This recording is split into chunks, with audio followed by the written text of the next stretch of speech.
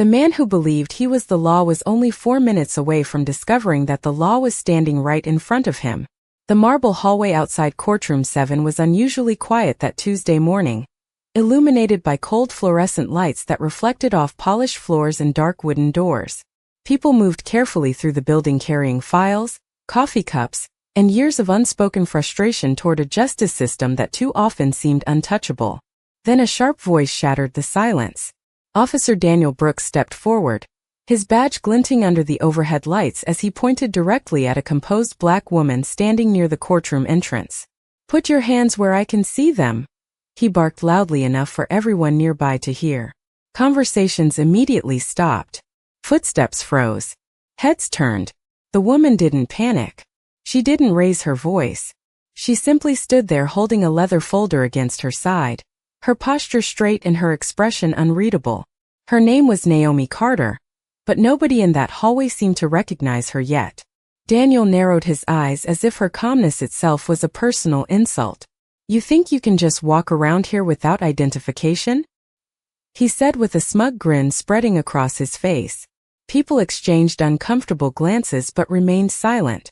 Silence had become a habit in places like this. Naomi slowly looked at him, her eyes steady, almost compassionate. "Officer, this is a misunderstanding," she said softly. But Daniel wasn't interested in listening. He took another step closer, his arrogance growing with every second that no one challenged him. "I've seen people like you before," he said dismissively, "trying to get into places you don't belong." The words hung heavily in the air. A young court clerk standing nearby lowered her eyes toward the floor, while an older attorney tightened his grip around his briefcase. Nobody intervened. Naomi remained perfectly still. There was no anger in her face. No fear. Only patience. Imagine standing there while an entire building watches someone abuse authority, and nobody says a word. Imagine knowing exactly who you are while everyone else has already decided who you're supposed to be. Daniel reached for his radio and spoke with confidence that bordered on recklessness. "I'm placing you under temporary detention until we verify your identity." A quiet gasp spread through the hallway. Yet Naomi simply nodded once. Then she said something that nobody fully understood at the time. "You still have time to reconsider." Daniel laughed under his breath. To him she was nobody. To him, his uniform was protection from consequences.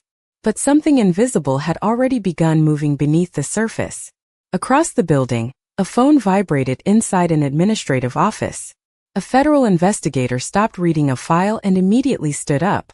In another room, a senior judge looked toward a security monitor, and his expression instantly changed. And somewhere inside the courthouse, a clock had already begun counting down. For minutes. For minutes until a lifetime of arrogance would collide with the truth. For minutes until everyone standing in that hallway would discover they weren't witnessing an arrest at all. They were witnessing the exact moment Karma decided to walk into the courthouse wearing a calm face and carrying absolute authority. The hallway slowly came back to life, but something had changed. People were no longer moving with their usual confidence. They were watching, waiting, sensing that something was not right. Officer Daniel Brooks stood beside Naomi Carter with his chest pushed forward, enjoying every second of the attention. He believed he was in control. Every stare from the crowd felt like validation. Every second of silence felt like approval. Naomi stood beside him with remarkable composure, her hands resting naturally in front of her, while her leather folder remained tucked beneath her arm. She did not argue. She did not defend herself. She simply observed. Daniel shook his head and laughed quietly. "This is exactly what is wrong with people today," he said loudly. "Everyone thinks they can walk into a courthouse and act important." Several people looked away uncomfortably. Emily Foster, the court clerk, stood near the security desk clutching a stack of papers against her chest. Her breathing grew shallow as she stared at Naomi. She knew that face. She had seen her before. But panic made her hesitate. What if she was wrong? What if speaking up only made things worse? Daniel pointed toward a nearby bench. "Sit there until we figure out who you really are." Naomi walked over without resistance and sat down gracefully. Her movements were calm, almost elegant, as if she had done this 1,000 times before. Imagine possessing tremendous authority and choosing not to reveal it. Imagine understanding that truth has a way of arriving exactly when it is needed. Naomi glanced toward the courthouse clock hanging above the entrance. 3 minutes remained. Daniel noticed her looking and smirked. "You seem awfully relaxed." Naomi met his eyes for a brief moment. "Experience teaches patience," she replied. He rolled his eyes immediately. "Save the wise speeches." But her words lingered in the air longer than he expected. Nearby, an older attorney named Samuel Pierce quietly stepped backward and reached into his pocket for his phone. He typed a short message before locking the screen again. Across another hallway, 2 courthouse security supervisors suddenly stopped their conversation and began walking faster than before. Small changes were happening everywhere, but Daniel was too distracted by his own ego to notice. The fluorescent lights hummed overhead while footsteps echoed through the building. The atmosphere felt heavier now. Even strangers could feel it. Emily finally gathered enough courage to approach. "Officer Brooks," she said carefully, "perhaps we should verify her information first." Daniel laughed dismissively. "Do not tell me how to do my job." Emily immediately stepped back, embarrassed, but Naomi gave her a reassuring glance. "No anger. No judgment. Just quiet understanding." That single look made Emily even more nervous because powerful people often demanded respect. Naomi did not. She carried herself differently, like someone who did not need to prove anything at all. Then another phone vibrated somewhere deeper inside the courthouse. A door opened. Footsteps quickened. And for the first time that morning, Daniel Brooks was no longer the most important person walking those halls. He simply did not know it yet. Above them, the clock continued moving forward with ruthless precision. 2 minutes remained before the entire courthouse would discover that the woman sitting quietly on that bench had never been powerless for even a single second. The courthouse no longer sounded the same. The usual rhythm of printers, footsteps, and distant conversations had been replaced by something far more powerful. Anticipation. It spread quietly from one hallway to another like an invisible current moving beneath the surface. Naomi Carter remained seated on the bench, her posture relaxed and her hands folded together, while Officer Daniel Brooks paced a few feet away with growing confidence.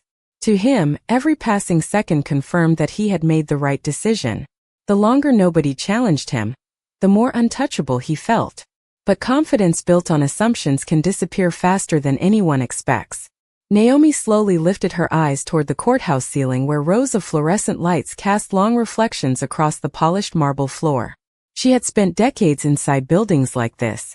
She knew every sound, every expression, every subtle sign that revealed who people truly were. The way someone treated a stranger often said more about their character than any title they carried. Daniel suddenly turned toward her again. "You still have not told me why you are here," he said. Naomi answered calmly. "I came here to do my job." He chuckled and shook his head. "Everyone says that." She simply nodded once. "That does not make it any less true." Nearby, Emily Foster watched with growing anxiety. She could no longer ignore the feeling in her chest. Naomi looked familiar because she had seen her photograph before. Not in a newspaper. Not online. Inside an official courthouse memo distributed only weeks earlier. Emily swallowed hard as realization slowly began to settle in. Across the building, 2 men in dark suits entered through a secured doorway. They walked with purpose but without urgency, speaking quietly to one another while checking identification badges. One of them was Marcus Reed, federal investigator who had been working closely with someone very important. He glanced toward the hallway monitor and his expression immediately sharpened. Meanwhile, Daniel remained completely unaware. He leaned against a desk and crossed his arms. "You know what your problem is?" he said arrogantly. "People have convinced you that being calm makes you important." Naomi looked at him for a moment before answering. "No. Experience teaches people that panic rarely solves anything." The response irritated him because it sounded less like a defense and more like advice. Imagine believing you have complete control over a situation, while everyone else is beginning to realize you are standing in the middle of your own mistake. A young attorney quietly stepped aside as several courthouse employees began whispering among themselves. Their eyes were no longer focused on Naomi. They were focused on Daniel. The energy had shifted. It was subtle but undeniable. Naomi glanced at the clock once more. 1 minute remained. Somewhere deeper inside the courthouse, heavy wooden doors opened and closed. More footsteps approached. The atmosphere changed completely. Even Daniel seemed to notice it now, though he could not explain why. The hallway suddenly felt smaller. The air felt heavier. And for the first time that morning, uncertainty entered his face. Naomi stood up slowly from the bench and adjusted her blazer. There was no anger in her eyes, only quiet certainty. Because she already knew something that everyone else was about to discover. The people coming down that hallway were not arriving to protect her. They were arriving because the courthouse had finally recognized one of its own. The digital clock mounted above the hallway entrance changed again.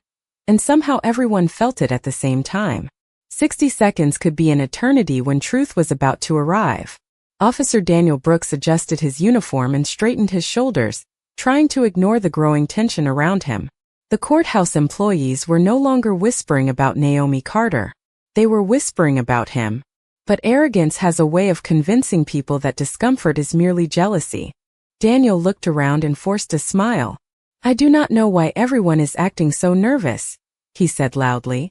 "This is a routine security matter." Nobody answered. Emily Foster stood frozen near her desk, her eyes moving between Naomi and the approaching end of the hallway.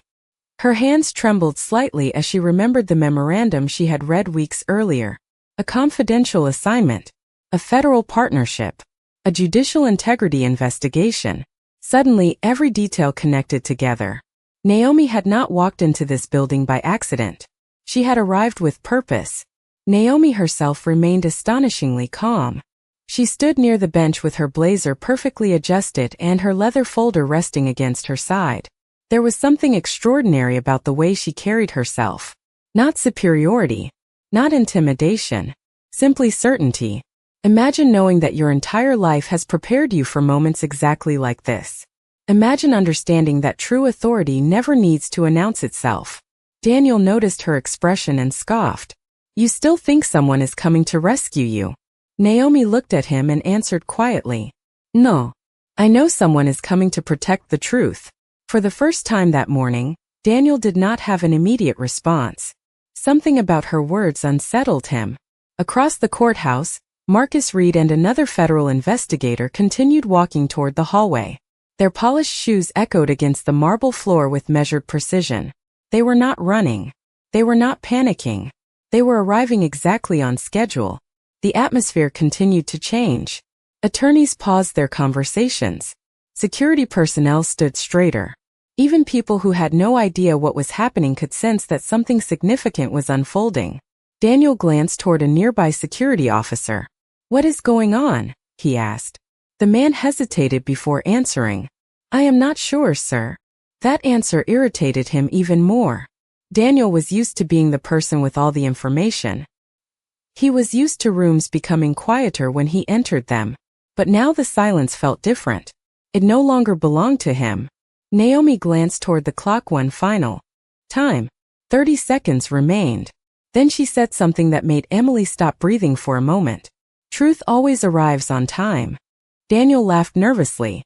"You talk like you own this place." Naomi smiled softly, but she did not answer. Because ownership was never the point. Responsibility was. Somewhere nearby, a large wooden door opened. Several people instinctively turned their heads toward the sound. Footsteps echoed closer now. Heavy. Deliberate. Official. The energy inside the hallway transformed completely. Daniel suddenly became aware that nobody was looking at Naomi anymore. Every pair of eyes had shifted behind him. Slowly he turned around. His confidence remained on his face, but uncertainty had already entered his eyes. Because walking toward him were people who knew exactly who Naomi Carter was. And in that moment the countdown was over. Officer Daniel Brooks stood motionless for a brief second as Marcus Reed and another federal investigator approached with calm, deliberate steps. Neither man appeared rushed. Neither man appeared surprised. In fact, they looked exactly like people arriving at a destination they had planned to reach all along. Daniel quickly recovered his composure and forced a confident smile back onto his face. "Can I help you, gentlemen?" he asked. Marcus glanced at him politely before shifting his attention toward Naomi Carter. "Good morning, Judge Carter," he said respectfully. The entire hallway fell silent. You could almost hear people stop breathing. But before anyone could react, Naomi gave him a subtle nod and replied, "Good morning, Marcus." Daniel immediately laughed, trying to dismiss what he had just heard. "Judge? There has to be some misunderstanding." Marcus turned toward him without changing his expression. "No misunderstanding, Officer Brooks." Yet Naomi gently raised her hand, signaling Marcus to wait. Her calmness surprised everyone once again. She was not interested in embarrassing anyone. She was interested in revealing the truth. Imagine carrying enormous responsibility and still choosing grace over humiliation. Imagine understanding that exposing a broken system is more important than defeating a single person. Naomi slowly opened her leather folder for the first time that morning. Inside were several neatly organized files, each marked with official seals and signatures. She placed them carefully on a nearby table. Daniel watched with growing confusion. Then his eyes widened. His own name was printed on one of the folders. Naomi spoke softly.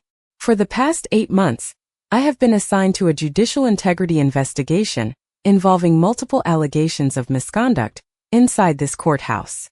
A wave of whispers spread through the crowd.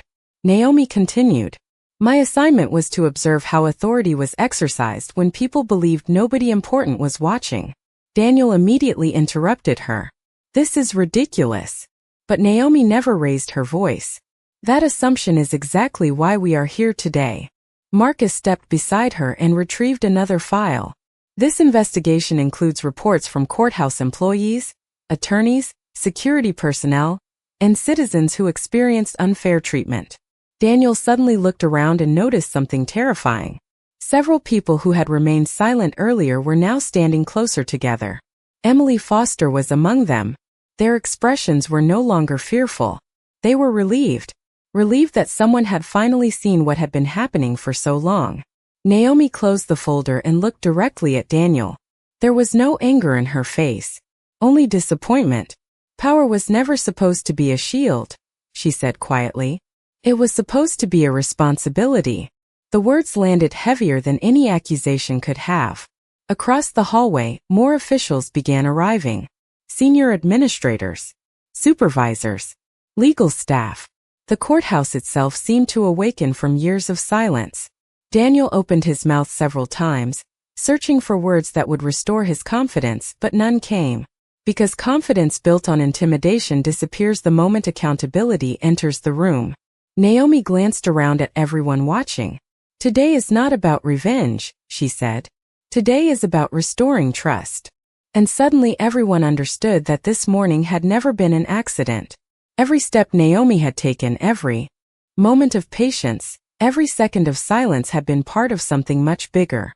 The woman everyone underestimated was never waiting to be rescued. She had come here to expose an entire culture that believed some people could never be questioned. And now the truth was no longer knocking on the courthouse door. It was already inside. The courthouse had transformed from a place of routine into a place of revelation. People who had once walked past one another without a second thought were now standing shoulder to shoulder, witnessing a truth that had remained hidden for years. Naomi Carter calmly gathered her files while Marcus Reed handed additional documents to senior administrators arriving from different departments. The atmosphere was no longer tense because of fear. It was tense because accountability had finally entered the room. Officer Daniel Brooks stood in silence, his earlier confidence slowly fading as reality unfolded around him. He watched people he had known for years exchange meaningful glances with one another. For the first time, he realized this investigation was much larger than a single misunderstanding. Naomi opened another file and carefully laid several pages across the table. "This courthouse has extraordinary people working inside it," she said softly. "But extraordinary institutions become vulnerable when people stop questioning harmful behavior." Nobody interrupted her. Even the hallway itself seemed quieter now.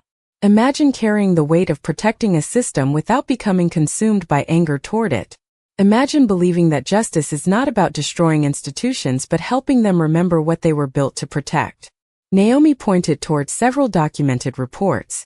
These files contain patterns, not isolated events. Repeated complaints. Repeated concerns. Repeated moments where authority was exercised without compassion. Daniel stared at the pages, recognizing dates, locations, and incidents he had long forgotten. Small moments he never considered important had become pieces of a much larger picture. Marcus spoke next. The investigation was never focused on one individual. It was focused on identifying a culture that allowed disrespect to become routine. Emily Foster stood nearby listening carefully. Relief washed across her face because she was finally hearing someone put words to what so many people had silently experienced. Naomi looked around the hallway. Every person deserves dignity before judgment. Every person deserves respect before assumptions are made. Her voice remained steady, but the impact of her words was enormous. More courthouse employees slowly gathered nearby. Some looked emotional. Others looked ashamed that they had remained silent for so long. But nobody was looking away anymore. Daniel suddenly spoke. "I was only doing my job." Naomi met his eyes with remarkable kindness. Doing your job and honoring your responsibility are not always the same thing. The sentence landed deeply because everyone understood its meaning. A badge could create authority, but character created trust. One without the other was dangerous. Somewhere in the distance, the sound of a courtroom gavel echoed through the building. It felt symbolic somehow, like a reminder of what this place was always supposed to represent. Naomi closed the final folder and handed it to Marcus. "Today is the beginning of correction, not condemnation," she said. Systems improve when people are brave enough to tell the truth. As more officials arrived and conversations quietly began throughout the courthouse, Daniel realized something that shook him far more than public embarrassment ever could. The woman he had underestimated had never once tried to defeat him. Instead, she had exposed a much deeper problem while preserving her own dignity every step of the way. And in that moment, everyone watching understood the same lesson. Real power does not announce itself. It reveals itself through patience, integrity, and the courage to stand calmly while the truth catches up to everyone else. The sound of approaching footsteps finally stopped at the center of the hallway as Chief Judge Robert Harrison appeared beside Marcus Reed. The moment people recognized him, conversations disappeared completely. Even seasoned attorneys straightened their posture. Robert Harrison was not someone who arrived unexpectedly. If he was here in person, something extraordinary was happening. He adjusted his glasses and surveyed the room before his eyes landed on Naomi Carter. A warm expression crossed his face. "Judge Carter," he said respectfully, "thank you for your patience this morning." A collective gasp quietly moved through the hallway. This was no longer a possibility or a rumor. It was confirmation. Officer Daniel Brooks stood frozen in place. His face lost all traces of arrogance as the reality before him became impossible to deny. Naomi offered a polite smile. "Thank you, Chief Judge Harrison." Robert turned toward everyone gathered there. For those who do not know, Judge Naomi Carter was appointed to lead a confidential judicial integrity partnership designed to strengthen public trust in our courts. The words echoed through the hallway like a bell finally ringing after years of silence. People exchanged stunned glances with one another. Emily Foster covered her mouth as tears gathered in her eyes, not from sadness but from relief. Imagine carrying years of quiet frustration and suddenly realizing someone important had been paying attention all along. Imagine discovering that the person everyone underestimated was actually the one entrusted to protect the very institution standing around them. Robert Harrison continued speaking. "Judge Carter has dedicated her career to fairness, accountability, and restoring confidence in our justice system." Naomi remained composed, her hands gently folded in front of her. She did not look victorious. She looked responsible. That difference was impossible to ignore. Daniel swallowed hard before finally speaking. "I did not know who she was." The hallway remained silent for several seconds before Naomi answered him. "That was never supposed to matter." The sentence struck everyone in the room because it exposed the heart of the issue. Respect was never supposed to depend on titles. Dignity was never supposed to depend on status. Naomi slowly turned toward the employees gathered around her. If kindness only exists for important people, then it is not kindness at all. Even Marcus Reed lowered his head for a moment as her Words settled over the crowd. Robert Harrison nodded in agreement. This investigation was never about finding enemies. It was about finding opportunities to improve. The fluorescent lights reflected softly across the marble floor while courthouse employees listened more carefully than they ever had before. Something larger than a single incident was taking place. The culture of an entire building was changing right in front of them. Daniel stood quietly with his eyes fixed on the ground. For the first time that morning, he was no longer thinking about authority. He was thinking about consequences. But Naomi did not humiliate him. She simply offered him something far more powerful: perspective. Every person who walks through these doors deserves to feel protected, not judged, she said. And as those words filled the hallway, everyone understood the same truth. The reveal was never that Naomi Carter was a judge. The real reveal was that true leaders never announce their power. They reveal it through patience, integrity, and the courage to remain calm while everyone else finally catches up to the truth. The energy inside the courthouse continued to shift as officials quietly moved into position, carrying folders instead of fear and procedures instead of chaos. What had started as an ordinary morning had become a turning point for everyone present. Officer Daniel Brooks stood silently while a senior supervisor approached him with a calm expression. There was no anger in the room. There was no public humiliation. There was only accountability. The supervisor politely asked Daniel to hand over his identification badge for administrative review while the investigation proceeded. The moment felt surreal because only minutes earlier he had been the person directing everyone else. Now he was being asked to step back and listen. Imagine realizing that power can disappear the instant trust disappears with it. Daniel slowly complied, his movements careful and uncertain. Nobody celebrated. Nobody cheered. That was what made the moment so powerful. This was never about revenge. Naomi Carter stood beside Marcus Reed and watched quietly. She understood something that many people never learned. Karma does not always arrive with noise. Sometimes it arrives through truth. Around them, courthouse employees began speaking openly for the first time in years. Emily Foster approached Marcus and volunteered information about previous incidents she had witnessed, but had been too afraid to report. Several attorneys did the same. One by one, voices that had once remained silent finally emerged. The building itself seemed lighter somehow, as if years of tension had begun to dissolve. Daniel looked around and noticed something he had never paid attention to before. People were no longer afraid to make eye contact. They were no longer lowering their heads when authority entered the room. Naomi slowly walked toward him. Her expression remained composed and kind. "This is not the end of your story," she said. Daniel looked surprised. "After everything that happened, why are you saying that?" Naomi answered without hesitation. "Because accountability is supposed to create growth, not destruction." The words caught him off guard. He had expected anger. He had expected resentment. Instead, he was being offered perspective. Imagine carrying years of assumptions only to discover that the person you wronged still believes people can become better. That kind of grace is rare. Chief Judge Robert Harrison stepped forward and addressed everyone gathered there. "Today we begin rebuilding trust together." His voice echoed through the hallway while employees listened carefully. "Every person who enters this courthouse deserves fairness, dignity, and respect regardless of who they are." People nodded quietly because everyone understood the significance of those words now. Naomi gathered her files and prepared to continue her work. She was not leaving as a hero seeking recognition. She was leaving as a public servant fulfilling a responsibility. Before walking away, she paused one final time and looked toward everyone standing there. "The strongest institutions are not the ones that never make mistakes," she said.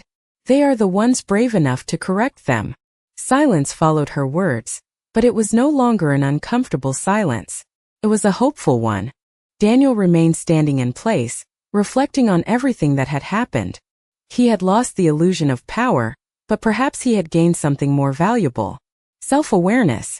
And as Naomi walked down the courthouse hallway with calm, deliberate steps, everyone understood a lesson they would never forget. Karma had not arrived to destroy someone. It had arrived to remind everyone what justice was supposed to look like. Several weeks later, the courthouse felt different. The fluorescent lights still hummed above the marble floors. The wooden courtroom doors still opened and closed throughout the day. Attorneys still carried stacks of documents, and clerks still hurried from office to office. But something invisible had changed forever. People smiled more. They greeted one another by name. They listened before they judged. And for the first time in a long time, the building felt like a place that truly belonged to everyone. Emily Foster now led a new employee initiative focused on dignity and professional respect. Marcus Reed continued working alongside courthouse leaders to strengthen accountability procedures. Chief Judge Robert Harrison implemented new training programs designed to remind everyone that authority begins with humanity. Meanwhile, Naomi Carter returned to her daily responsibilities without seeking attention or praise. That was who she had always been. She was never interested in becoming the center of a story. She was interested in protecting the principles that allowed stories like this to become rarer in the future. One afternoon, she walked slowly through the same hallway where everything had started. Sunlight poured through the large windows now, replacing the cold atmosphere that once lingered there. Several employees stopped to thank her. She smiled politely and continued walking. Imagine changing an entire environment without ever raising your voice. Imagine proving that patience can be more powerful than anger, and that dignity can be stronger than intimidation. As Naomi approached the courthouse entrance, she noticed Daniel Brooks standing nearby in plain clothes. He no longer carried the same expression people had seen that morning. Weeks earlier, the arrogance was gone. In its place was reflection. He took a breath before speaking. "Judge Carter," he said quietly, "I wanted to thank you." Naomi stopped and looked at him kindly. "For what?" she asked. He lowered his eyes for a moment. "For not letting my worst moment define my entire future." Naomi smiled softly. People can change when they are willing to learn. Daniel nodded slowly. "I have a lot to learn," she answered. "That is where real growth begins." There was no dramatic ending. No aplausos. No